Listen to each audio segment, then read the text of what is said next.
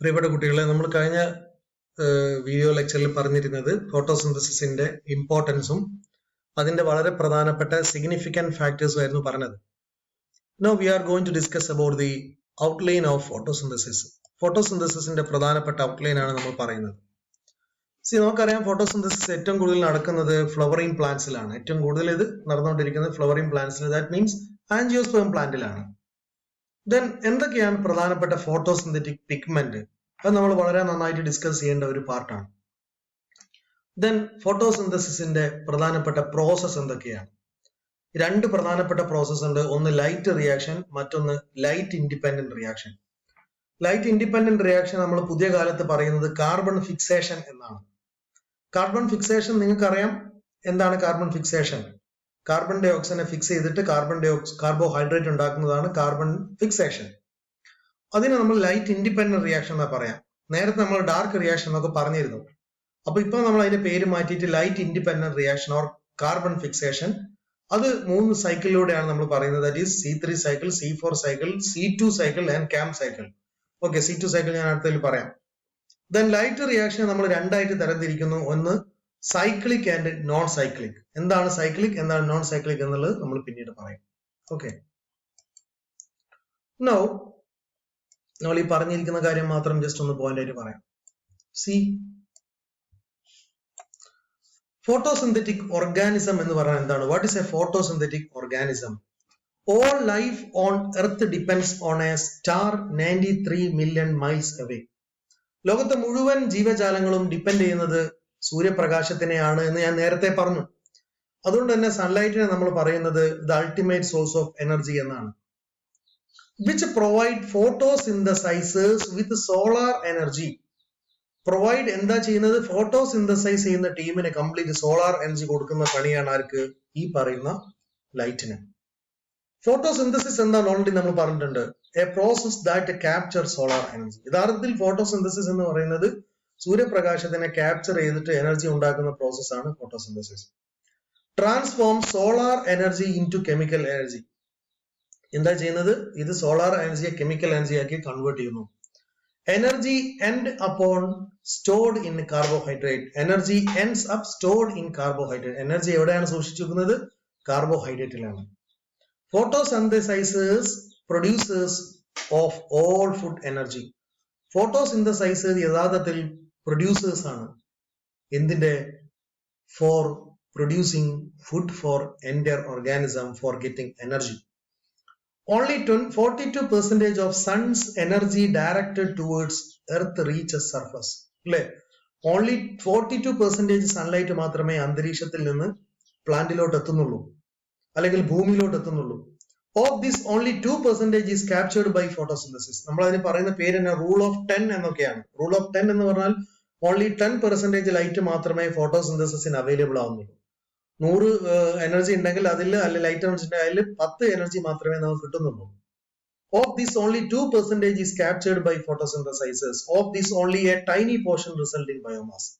അപ്പൊ നമ്മൾ അതിന്റെ കൺസെപ്റ്റ് നമ്മൾ പറയുന്നത് റൂൾ ഓഫ് 10 എന്നാണ്. റൂൾ ഓഫ് 10 എന്ന് പറഞ്ഞാൽ വളരെ കുറച്ച് ലൈറ്റ് എനർജി മാത്രമേ പ്ലാന്റിന് അവൈലബിൾ ആവുന്നുള്ളൂ എന്നുള്ളതാണ് റൂൾ ഓഫ് 10ന്റെ പ്രധാനപ്പെട്ട കൺസെപ്റ്റ്. നമ്മൾ ഓൾറെഡി ഇവിടെ പറഞ്ഞു, യഥാർത്ഥത്തിൽ ഇത്രയും പെർസെന്റേജ് കാര്യങ്ങൾ ഇവിടെ ഉണ്ട്. എന്നിരുന്നാൽ പോലും നമുക്ക് ലൈറ്റ് വളരെ കുറച്ച് അവൈലബിൾ ആവുന്നുള്ളൂ. അങ്ങനെ കുറച്ച് അവൈലബിൾ ആവുന്ന ലൈറ്റ് കൊണ്ടാണ് ഈ പണി കംപ്ലീറ്റ് പ്ലാന്റ് എടുത്തുകൊണ്ടിരിക്കുന്നത്. ഇത് അനദർ ഇമ്പോർട്ടന്റ് കൺസെപ്റ്റ്. നമ്മൾ ഫോട്ടോസിന്തസിസ് പഠിക്കുന്നതിന് മുമ്പ് നമ്മളെ മനസ്സിലേക്ക് കുറെ കൺസെപ്റ്റുകൾ കയറ്റേണ്ടതുണ്ട്. കാരണം ഞാൻ ഓൾറെഡി പറഞ്ഞിട്ടുണ്ട്, we are studying our MSc programme. Photosynthesis is the key for metabolism. Photosynthesis പ്രധാനപ്പെട്ട ഒരു കീ ആണ്, താക്കോലാണ്. എന്തിന്റെയൊക്കെ? നോക്കൂ നിങ്ങൾ, ഇവിടെ നമുക്കറിയാം ഫോട്ടോസിന്തസിസ് വഴി ഉണ്ടാവുന്ന വളരെ പ്രധാനപ്പെട്ട ഒരു പ്രൊഡക്റ്റ് ആണ് C3 സൈക്കിളിലെ ഗ്ലിസറാൾഡിഹൈഡ് 3-ഫോസ്ഫേറ്റ്. ഇത് ഓൾറെഡി നമുക്ക് അറിയുന്നതാണ്, അതുകൊണ്ടാണ് ഞാൻ ജസ്റ്റ് അത് പറയുന്നത്. നമ്മൾ ഡിഗ്രി ഇൻഫർമേഷൻ ആണ് അത്. ഗ്ലിസറാൾഡിഹൈഡ് 3-ഫോസ്ഫേറ്റ് എന്ന് പറയുന്ന 3 കാർബൺ കോമ്പൗണ്ട് ആണ് നമുക്ക് ഉണ്ടാവുന്നത്. That glyceraldehyde three phosphate is converted into glucose phosphate, then fructose phosphate, then sucrose.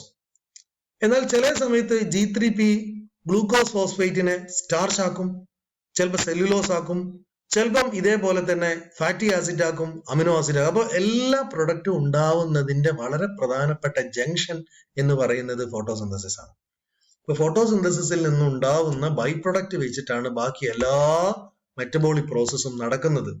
അതുകൊണ്ട് തന്നെ V can say that photosynthesis is a key metabolic process that always provide a key to open different type of metabolic pathway. Even though we can say that it is an important pathway of photosynthesis, at the same time they are the opening key of many metabolic pathway like fatty acid metabolism, like photosynthetic, another important concept, C3, C4, C2, etc. Then other than fatty acid synthesis, amino acid synthesis, cellulose synthesis, starch synthesis. So all synthetic process has been taking place by the influence of photosynthesis. So we can say that photosynthesis is a key metabolic process for the entire life of any plant or any other minute micro level plant organism. Even though in the thallophyte, bryophyte, pteridophyte, all these process we can see these, but this process is predominantly present in flowering plants like that is angiosperm.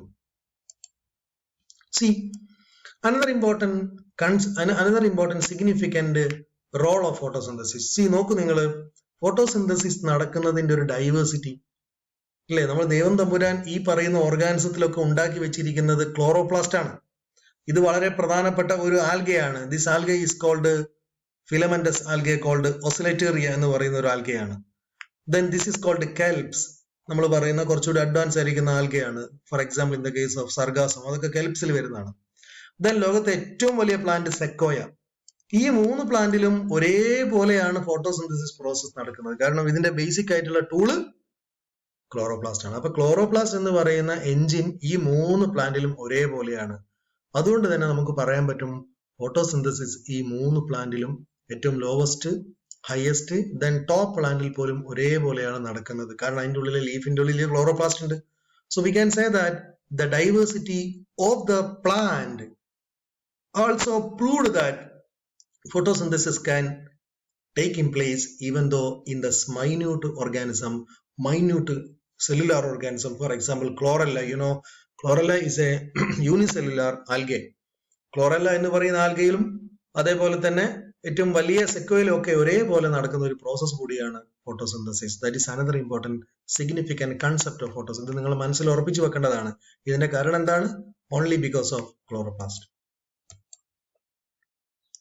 Now, photosynthesis takes place in the green portion of the plant. Photosynthesis നടക്കുന്ന യഥാർത്ഥത്തിൽ പ്ലാന്റിന്റെ green പോർഷനിലാണ്. Leaf of flowering plant contain mesophyll tissue. എന്തുകൊണ്ടാണ് അതിൽ നടക്കാൻ കാരണം? കാരണം അവിടെ ലീഫിനുള്ളിൽ മീസോഫിൽ ടിഷ്യൂ ഉണ്ട്.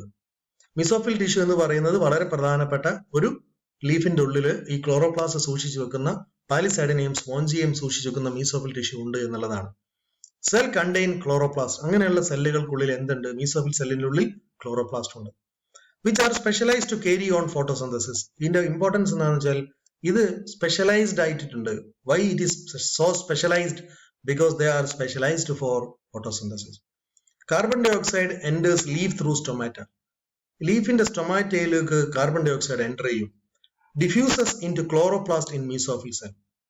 എന്നിട്ട് അതിനുശേഷം ഇതെന്ത് ചെയ്യും? Which will diffuses into chloroplast. ഇത് ക്ലോറോപ്ലാസ്റ്റിലോട്ട് ഡിഫ്യൂസ് ചെയ്യും. Okay, in mesophyll cell through, or we can say that mesophyll സെല്ലിലോട്ട് ഇത് ഡിഫ്യൂസ് ചെയ്ത് പോവാറുണ്ട്. In stroma, carbon dioxide combined with water to form C6H12O6. In stroma നമുക്കറിയാം ക്ലോറോപ്ലാസ്റ്റിനുള്ളിൽ 2 പ്രധാനപ്പെട്ട പോർഷൻ ഉണ്ട്, ഗ്രാനയുണ്ട്, സ്ട്രോമയുണ്ട്. അത് നമ്മൾ ഡീറ്റെയിൽ ആയിട്ട് പറയും. ഞാൻ അത്ര ഡീറ്റെയിലേക്ക് ഇപ്പൊ പോകുന്നില്ല. Energy supplies by light. അപ്പൊ സ്ട്രോമയിൽ വെച്ചിട്ട് കാർബൺ ഡൈ ഓക്സൈഡ് എന്താക്കുന്നു? കമ്പൈൻ ചെയ്തിട്ട് വാട്ടറുമായിട്ട് കമ്പൈൻ ചെയ്തിട്ട് കാർബോഹൈഡ്രേറ്റ് ഉണ്ടാക്കുന്നു. അതേപോലെ ഗ്രാനയിൽ ലൈറ്റ് എന്താക്കുന്നു? ATPയും NADP ഉണ്ടാകും. That we will discuss later. Anyway, this is another important outline concept of photosynthesis based on the presence of chlorophyll, based on the presence of mesophyll, etc. Now, അങ്ങനെ നമ്മൾ വീണ്ടും കൺസെപ്റ്റിലേക്ക് വരികയാണ്. Photosynthesis in nature. നേച്ചറിൽ ഒരു photosynthesis ഉണ്ടല്ലോ. അതെങ്ങനെയാണ്? നമ്മൾ already പറഞ്ഞതാണ്. അത് ഓട്ടോട്രോഫിക് ഓർഗാനിസത്തിന്റെ മാത്രം പ്രത്യേകതയാണ്. All life acquires organic compound for energy and carbon skeleton by one of 2 ways. One way is called autotroph. They sustain themselves with or without eating other organisms. അല്ലേ? we can say that ഇത് പലപ്പോഴും വളരെ പ്രധാനമായിട്ട് നമ്മൾ discuss ചെയ്ത ഒരു ടോപ്പിക്കാണ് autotrophic organism. നമ്മൾ ഡീറ്റെയിലേക്ക് പോകുന്നതിൽ അറിയാം നമുക്ക്. Then next, plants are photo-autotrophs. Plants എന്തുകൊണ്ടാണ് photo-autotrophs എന്ന് പറയുന്നത്? Plants are photo-autotrophs because they use light as a source of energy. കാരണം അത് ലൈറ്റ് ആണ് അതിന്റെ പ്രധാനപ്പെട്ട സോഴ്സ് ആയിട്ട് ഉപയോഗിക്കുന്നത്. What is heterotrophs? Hetero means other, different, living on compounds produced by other organism. Heterotrophs are dependent on photo-autotrophs for food and oxygen. ഈ പറയുന്ന heterotrophs എപ്പോഴും പ്ലാന്റിനെ മറ്റുള്ള ആൾക്കാർ ഡിപ്പെൻഡ് ചെയ്യുന്നുണ്ട്. എന്തിന്? അതിന് എനർജി കിട്ടാൻ വേണ്ടി. ഇതൊക്കെ ഓൾറെഡി ഉള്ളതാണ്. ഇവിടെ ഞാൻ പറഞ്ഞ പുതിയൊരു ടേം ഓട്ടോട്രോഫ് കൂടാതെ എന്താണ് photo-autotrophs? Remember. Then carbon dioxide enters or oxygen leave through post called stomata. സാധാരണ ഈ പ്രോസസ് ഒക്കെ നടക്കുന്നത് സ്റ്റൊമാറ്റയിലൂടെയാണ്. അപ്പൊ പലപ്പോഴും ചോദിക്കാറുണ്ട്, what is the anatomical role of stomata in the process of photosynthesis? That should remember. Water is absorbed through the roots. അതേസമയം റൂട്ടിലൂടെയാണ് വാട്ടറും ഉള്ളിലോട്ട് വരുന്നത്. So on that basis we can conclude the equation that is C6 carbon dioxide plus 6H2O plus light give rise to C6H12O6 plus 6O2. ഇതാണ് ഏറ്റവും latest ആയിട്ടുള്ള equation. So should remember the equation. Light energy is converted into chemical energy using light to produce this particular compound that is called carbohydrate. So this is a MSc level equation for photosynthesis. Remember, carbohydrate is actually it is a glucose or stored of chemical energy. ഇത് chemical എനർജിയുടെ രൂപത്തിലാണ് ഇത് store ചെയ്ത് വെക്കുന്നത്. So remember the latest form of equation.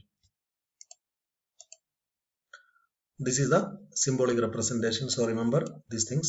So now we are going to move on the concept. See, ഇവിടെ നമുക്കറിയാം അതിനെ വീണ്ടും നമ്മൾ ഡിവൈഡ് ചെയ്തിരിക്കുകയാണ്. എന്താണ് റിയാക്ടന്റ്, എന്താണ് പ്രൊഡക്ട്സ്. റിയാക്ടന്റ് എന്ന് പറയുന്നത് കാർബൺ ഡൈ ഓക്സൈഡ് ആണ്. Then water. പ്രൊഡക്ട്സ് എന്ന് പറയുന്നത് sugar, water and oxygen. Okay, നമ്മൾ ഇക്വേഷൻസ് ഈ ലെവലിൽ പറയുന്നതെന്ന് വെച്ചാൽ മനസ്സിൽ നമ്മൾ ഉറപ്പിച്ചു വെക്കാൻ വേണ്ടിയിട്ടാണ്. So this is the latest version of symbolic representation. Water absorbed from the roots, then light chlorophyll out വരുന്നു, taps light energy to make food, then carbon dioxide enters through the stomata of the leaf, then which oxygen is produced ചെയ്യുന്നത് oxygen given to the air അന്തരീക്ഷത്തിലോട്ട് വിടുന്നു, and also sugar converted into starch stored food in other part of the plant turns iodine dark blue. നമ്മൾ test ചെയ്യുന്നതാണ്. Test ചെയ്ത് കഴിഞ്ഞാൽ starch ഉണ്ടോ ഇല്ലേ നമുക്ക് അറിയാൻ പറ്റും. നമ്മൾ ഓൾറെഡി ലീഫ് എടുത്തിട്ട് അതിൽ സ്റ്റാർച്ച് ഉണ്ടെങ്കിൽ അത് ബ്ലൂ കളർ വരുന്നൊക്കെ നമുക്കറിയാം. Anyway this is the overall process of photosynthesis. ഇനി നമ്മൾ യഥാർത്ഥത്തിൽ നമ്മുടെ സിലബസിലേക്ക് പോവാണ്. ഫോട്ടോസിന്തസിസ് നമ്മൾ സിലബസ് സ്റ്റാർട്ട് ചെയ്യുന്നതിന് ക്ലോറോപ്ലാസ്റ്റ് ആണ്. പക്ഷെ നമ്മളൊരു ഓവറോൾ വ്യൂ കിട്ടാൻ വേണ്ടിയിട്ടാണ് ഇത് പറഞ്ഞത്. അപ്പൊ ഇനി next class onwards we are going to discuss about ഫോട്ടോസിന്തസിസിന്റെ പ്രധാനപ്പെട്ട structure or machine. That machine is nothing but it is a chloroplast that we will discuss next class. Okay, thank you.